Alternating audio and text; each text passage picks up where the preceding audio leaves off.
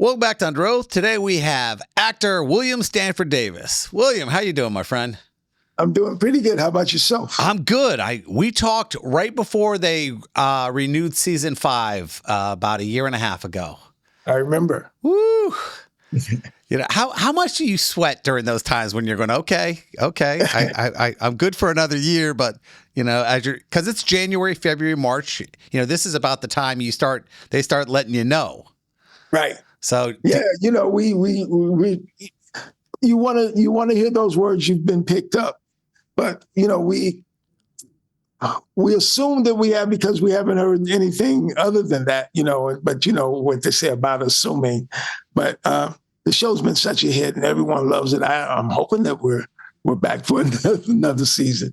Yeah. It's such a great show. And what I love best about actors like you is you come into a show, they say, okay, we need you for a couple scenes, it's a small thing. And then they go, uh-oh, he's good. We want to keep him. Oh man, that the most incredible feeling, first of all, when I heard that they were making me a series regular, I came home and told my wife, and I do this joke about it. I said, I cried, she cried, my dog cried. and it was so loud, we thought the neighbors were going to call the police. When I was to go from a very small role in a pilot, and 7 episodes later, they tell you they'd like you to become a series regular. What an honor, first of all. But it's a testament to putting a lot of work into your career. And that's why I encourage a lot of young actors, don't give up. Sooner or later, it may not happen, as Cheryl would say, your 20s, 30s, 40s, 50s, but it will happen if you just keep putting in the work. That's a tough thing. I mean, you started off doing country radio, you were a lead singer on a band, and then you're going, my biggest fame now is at this age, and a lot of people are going in the other direction, and you're starting to fly, man. I love that. Yeah, I'm just getting started. Now, the weird thing is, when actors, a lot of people don't realize when you get your free time, when you're, the series, you're at hiatus and everything else like that, how important is it for you to either go on vacation or you go, no, I got to shoot a movie? Like you're doing a new movie called The Undercard. We've finished Undercard, and like you said, it's we did it on hiatus when I was on hiatus. And as an actor, you want to continue working. I get a little antsy when there's nothing going on.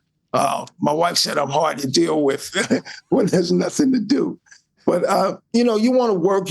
Of course, you want to take a vacation also, and we've had some opportunities to do that over the last couple of years. But man, there's nothing like working. That's what I love to do. I love being on the set. I love working with actors, especially actors who have way more experience than I have, because I'm always learning. And I like working with younger actors too, because I try to share with them what I've learned from the actors who have more experience than me. Now, you get asked to do this movie. Do you have to audition, or did they just call you up and say, hey, listen, I mean, I don't know. I know Wanda Sykes is producing in it. How does this come about? I got a call saying that they'd like to see me for the film, and I went in for it. And you give it your all, and next thing you know, you're in Puerto Rico, and it was like I said, it's like a paid vacation, I enjoyed every minute of it. But yeah, you audition, and it takes a day or so. Same way with Abbott, man. During Abbott, we auditioned online like I'm doing now here with you. You never saw anyone until they told you you got the job and you showed up because of COVID at the time. But, you go in, you give it your all, and you just kind of sit and wait. My wife is my manager. She gets a little tired of me because every time the phone rings, I'm saying, "Was that them? Was that them?" And so, but yeah, that's it. You just go in, and I try to teach young actors also to leave it there. Go in, do the work, do the best that you can, and leave it there, and go play golf or something. Since we talked, I became, I moved up the comedy ranks. I'm suddenly headlining places, and I realized how important it is to give people those guest spots, to give people those opportunities to grow. And the hardest thing I find out is they ask me how I did. And Do you tell them? Do you not tell them? I mean, half the time I go, well, I like this, but some of them do not take constructive criticism well. It's a tough thing, especially with stand-up, because it's you on stage. You don't have a band or anyone to blame a sour note on or whatever. It's you and the audience. And of course, we're very fragile. We'd like to know how we did, and we want to hear good. I don't even want to call it criticism, but I think that if someone is truthful, you can learn from that. Yeah. It's a tough gig. Stand up is almost like boxing, man. Except in the ring, you with somebody telling you all the time with each punch. You're not good enough. You're not good enough. You didn't land that joke. Yeah. No, I think that there's nothing like stage time, and the more of that you get, the better comic or the better actor that you become. And I don't worry about what other people think. Now, I do this selfish question. I ask this all the time, and I ask it for my daughter, not myself. She's getting a theater degree right now, and I always ask people in your position, I said, what do you think the most important thing that got you where you are now? Stick-to-itiveness, never giving up. And that's whatever your career goal is. If you want to be a doctor, a lawyer, if you want to be, a football player, whatever your passion is. As I said, I stole this from Duke Ellington. Rule number 1: don't quit. Rule number 2: don't forget. Rule number 1. And that's just the way you have to do it. There shouldn't. And I discourage a plan B. If you got something to fall back on, you're going to always have that cushion to fall back on it. And instead of really having that drive, this is all I can do. This is all I want to do. I'm not quitting. I'm not going to give up. And I think that most successful artists, most successful people, whatever their endeavor was, whatever line of work they're in, I think that has been probably their goal, their motto, I should say. Don't quit. As an actor, I know how tough it is for people to go, well, at this stage of my life, I want to get this, I want to do this kind of project or that kind of project. Right. I mean, to be on the stage for you in comparison to being in a movie, I mean, when you get those two options, do you have to go, well, let me see which one's which? Or do you go, oh, it's tough? Yeah, I think that stand-up is tough. Yeah. But I love doing theater. Even though theater, there's this old saying, film makes you famous, TV makes you rich, but theater makes you good. I don't know about the rich part, but, theater makes you good. And I love being on stage, whether I'm doing stand-up or whether I'm doing a play. I just love doing the work. And I think that's what you have to do once again. Whatever your endeavor is, just do the work and stay out of the results. Now, you had mentioned your wife is your manager. Yes. And I try to tell people all the time, you can't succeed if your partner is not in the boat with you. Right. And what do you think the biggest thing she does for you outside of keep you in line? But she's good to keep me in line. I mean, she takes care of me. She takes care of my life. She takes care of the things. She takes care of all the things that most actors worry about. She handles those things. And she's my partner. She's my best friend. And like partners and best friends, sometimes we don't agree on everything. We didn't agree on how to hook this up this morning. So I can talk to you. But, she's good at what she does. She looks out for me. I'm her number one priority over all of her other clients. I know she tells them that they're her number one priority. But, she really handles my life and makes things a lot easier for me. You had mentioned that, and I love the concept of disagreement, because that's normally the death of all relationships, is how people handle disagreement. You mentioned that before. Let's say a part comes up and you go, I want to do it. And she goes, I wouldn't recommend this. I mean, is it something you talk out, or or do you go, you know what, I'm going to rely on you? It's something that you talk out. I mean, usually if she says, I don't think you should do it, she'll give me a lot of solid reasons why I shouldn't do it. This is not going to, everything from compensation to what it may do. It may take a hit on your career. she thoroughly investigates the project, who's attached to it, and how we're going to go from here, how we're going to take our next step. And usually I have to say she's right. She'd love to hear that. She's sitting back. She's sitting listening to this interview going. She's in the back with the door open listening, But usually she's on it, man. She investigates every angle and aspect of it, and she gives me good advice. I've done things sometimes not taking her advice, and sometimes it'll turn out okay, just okay. But usually if I follow her advice, it has turned out to be pretty successful for me. Hollywood, a lot of people talk about how tough that journey is. And you talk about keeping at it and everything else like that. And I'm sure there were those moments where you're going, God, I can't do this anymore. You go to an audition, the 50th audition or the 50th callback, and you don't get that part. And then you got to watch somebody else do it. How much that just, I don't know what that's like. That just must be like going, God, that's. What do they call it in Japan? Hurry. Yeah. It's so competitive.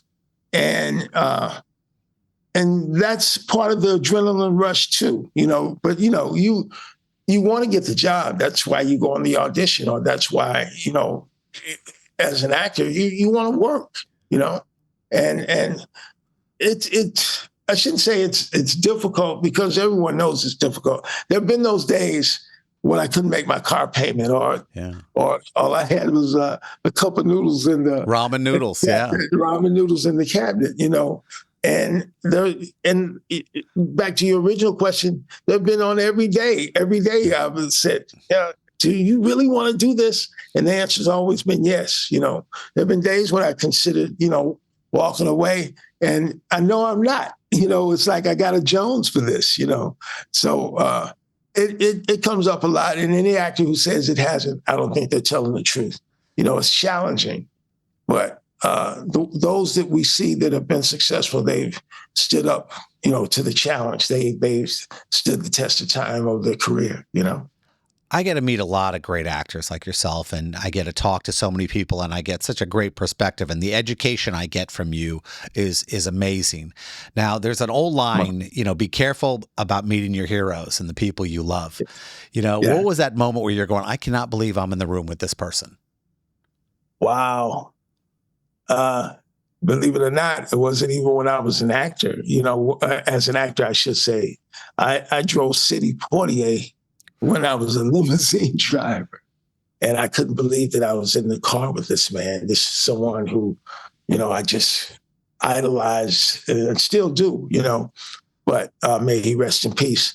But that moment, I couldn't believe it. It was back when they still had flip phones. When I'm driving and I open the flip phone, I try to lean in and call my mother without him, because he's reading the paper and tell her, I'm driving City Portier, and he's like, driver, please put the phone down, and, just amazing, man. I was in awe, Wow. That's, now fame allows us to do a lot of cool things sometimes. It puts us in positions, it allows us to visit things. And this is a generic question I ask. What is the coolest opportunity you have gotten through fame, whether go to the White House or something like that? That's a great question too. The coolest thing, man. Wow. I think the first time I went to the Emmys, I couldn't believe all the people that I was in the room with, or even the Golden Globes. I couldn't believe, oh my God, there's Robert De Niro, there's this person, there's that person, there's Eddie Murphy, that moment, it really kind of, you're impressed and you're just kind of nervous, and am I really here? Am I really here? And then it goes back to, man, everything that you've done for the last, I won't tell you how many years, put you here. You deserve to be here. Take it all in and enjoy every minute of it. It's an amazing thing to be able to, reflect on and go, I'm in this room. I got asked by George Wallace to open for him a couple of weeks ago. And that Tell him I experience said of hello. learning, that learning experience and watching his process and everything else like that was such a Yeah, gift to me because, you don't get those opportunities very often. And I mean, I'm sure right, you've done shows and everything else where you go, ooh, that's good. I like what he did. right. Yeah. There used to be a club in Vegas a long time ago that Rodney Dangerfield had. I don't know if you worked there years ago. I forget the old hotel's name. It's gone now.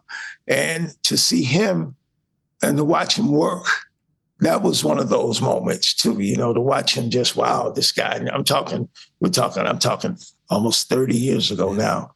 But, in this business, man, you always, there are people that want to come and do our show. They want to do Abbott. And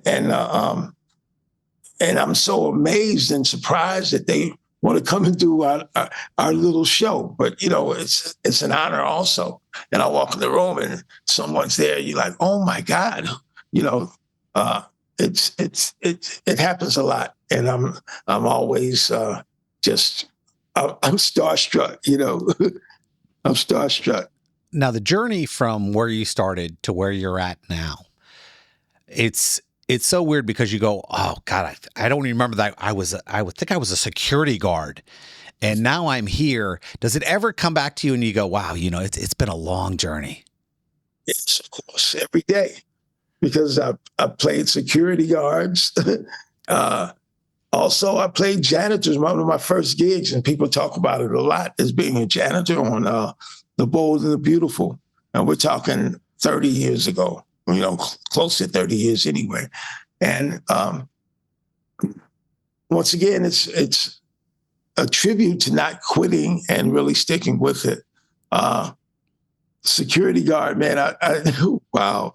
That takes. I was a security guard in a couple of gigs, and I was like, "Wow, I didn't get paid on that security guard job when I was guarding the ocean like I'm getting paid now." And that's the joke part of it. It's just an attest to the work, man. Just not giving up, not quitting, really sticking to it, because I shouldn't want to be that security guard guarding the ocean out in Marina Del Rey.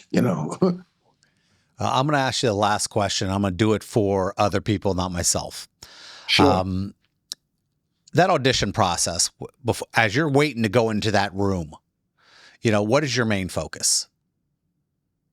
It's to put all the noise out of my head, not think about the other guys who are chit-chatting with each other. I try to find me a space to get centered and to get all the noise out. I know I've done the work, putting the work in, and just go in now and believe in myself and stay out of my way. That's the last thing. I don't know if you want to call it a prayer or a mantra.